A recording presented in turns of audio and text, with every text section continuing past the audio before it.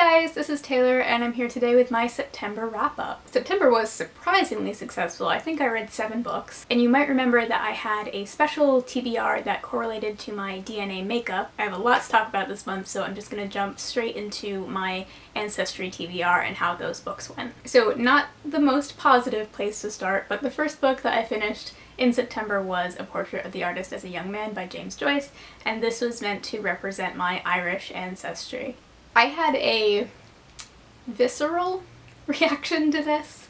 I really did not like it. If you've ever just read the first page of something and immediately knew that you were not going to get on with it, this was that, unfortunately. This is a fictionalized take on James Joyce's teenage years and coming up through many somewhat traumatizing years at Catholic school. The writing style, the stream of consciousness thing, that was a hard no for me. The storyline, the setting, none of it really worked for me. None of it was interesting to me. And I don't have any valid critiques of this book. It's not like I think this is a bad book or a poorly done book. I just pretty much hated reading this, I'm sorry to say. I ended up giving this 2 stars, and again, that's really only a reflection of my personal experience reading it. It gets better from here, I promise. The next thing from my TBR that I picked up was The Elephant by Slawomir Mrazek, and this was meant to represent my Eastern European ancestry. This is a collection of bizarre, darkly humorous short stories that are all a reflection on living under a totalitarian regime. The main thing that surprised me about this was this is a really tiny book. I was expecting maybe 10 short stories max. There are 42 short stories here, so they are all quite short. And I think for the most part their brevity really worked here because most of them are just about a concept that's just kind of thrown out there and then you have to like pick it apart yourself. A good chunk of this did go over my head, I will openly admit, because I don't really have that much context at all for the history of Poland. Very weird, very dark, slightly magical, very tongue-in-cheek. If I had to compare it to another author that I've read, it would probably be Vonnegut. So basically, I really liked this. I suspect that I would probably have liked it more if I had more of an understanding of Polish history, but I gave this 4 stars and I would recommend it if it sounds at all like your thing. The next book from my TBR was Kristin Lavransdatter Daughter, Volume 1, The Wreath by Sigrid Undset, and this was a representation of my Scandinavian ancestry. I was immediately surprised by how much I liked this. So this is about a daughter in a pretty well-off family living in medieval Norway. It's an incredibly interesting setting, and I believe this was published in the 1920s, so I would consider it a classic. And honestly, I'm not a huge classics girl. If anything, I'm more inclined to connect with modern classics. So I was kind of blown away by how interesting and engaging this was. This is pretty much a love story, but it's a pretty messed up love story. The level of drama that this was able to pull off was wild.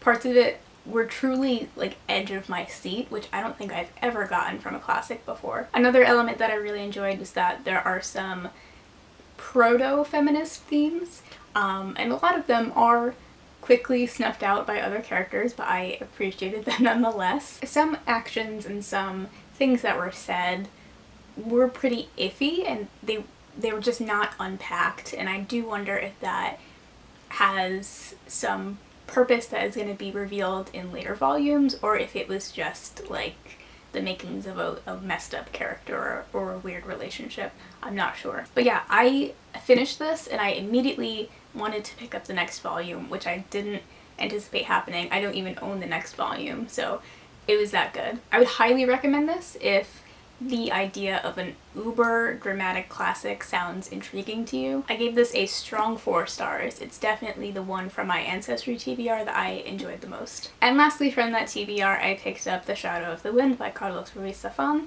and this was supposed to represent my Iberian ancestry. This is a novel that is typically held in very high regard. I know it's a favorite for a lot of people, and I enjoyed it, but I definitely had reservations and problems with it. So this is set in Barcelona, Spain, about 50, 60, 70 years back. Math, and it follows a young boy who comes into possession of a very rare book, becomes obsessed with the author, and then his and the author's lives start to entwine and resemble each other. family, drama, intrigue, all that stuff. I enjoyed the basic story of this book, but I do think that it was too long and that it dragged in a lot of spots for me. I think the writing and the English translation was the star here. It was totally beautiful. It made the setting really come alive. That aspect was really wonderful. I just had issues with the pacing and just some little things that got on my nerves throughout the course of the whole thing. So I would say I gave this 3.5 stars. The half star is credited completely to the audiobook. I did listen to the audiobook for the entirety of this book, and I honestly think that the narrator was my favorite narrator that I've ever listened to. His accents were fantastic. His voices were distinct but not theatrical. Like, you could tell exactly who was talking just based on the voices. I'm honestly going to be on the lookout for other books that this narrator has done. It's Jonathan Davis, because I think that he alone enhanced my reading experience of this so much. So that's the end of my TBR books.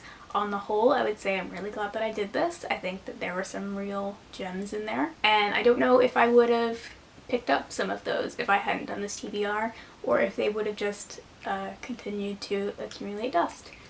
So having said that, the first book that I read that was not technically on my TBR for this month was the first volume of the Eternal Edition reprint of the Sailor Moon manga. This came out this month, and I'm not really going to talk about it much here because everyone knows how much I love the Sailor Moon manga. I'm just going to say that these editions are huge and beautiful and amazing, and they improved the reading experience so much, and I just love Sailor Moon, you guys. I also have a video about these in the works, so if you're interested, you can look forward to that. I gave this 5 stars.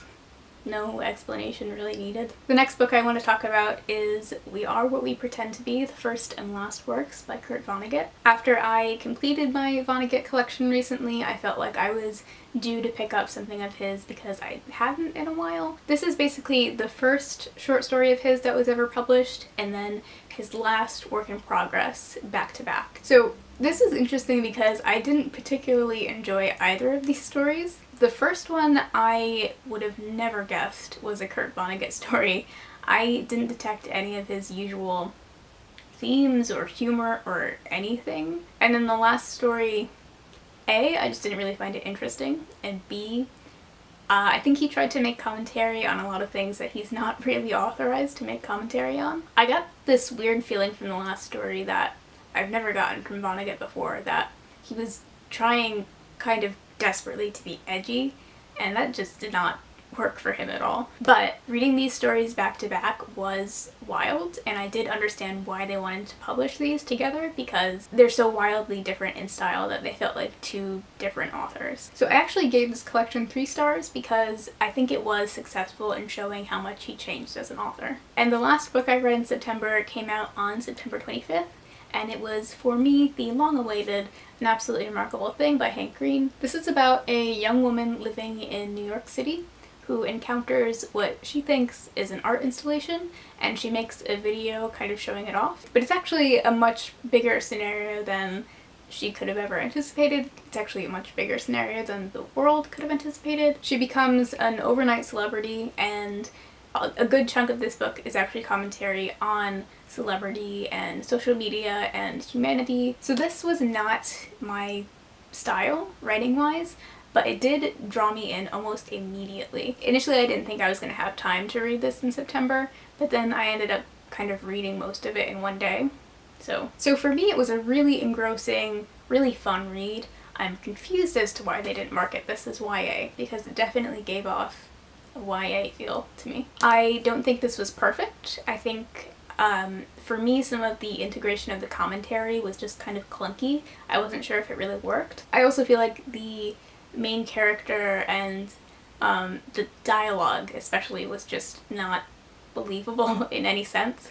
And actually, looking back on it, that's probably what gave it such a YA feeling to me. Not to generalize YA, but that happens sometimes. But nonetheless, like I said, this was such a fun book to read, and I really enjoyed the time that I spent with it so much that it really overshadowed a lot of the problems that I had with it, especially some of the things that seemed pretty improbable, which is a lot of it. I gave this 4 stars, and if you're in the mood for a really attention-grabbing adventure type read, I would check this out. So that was my September.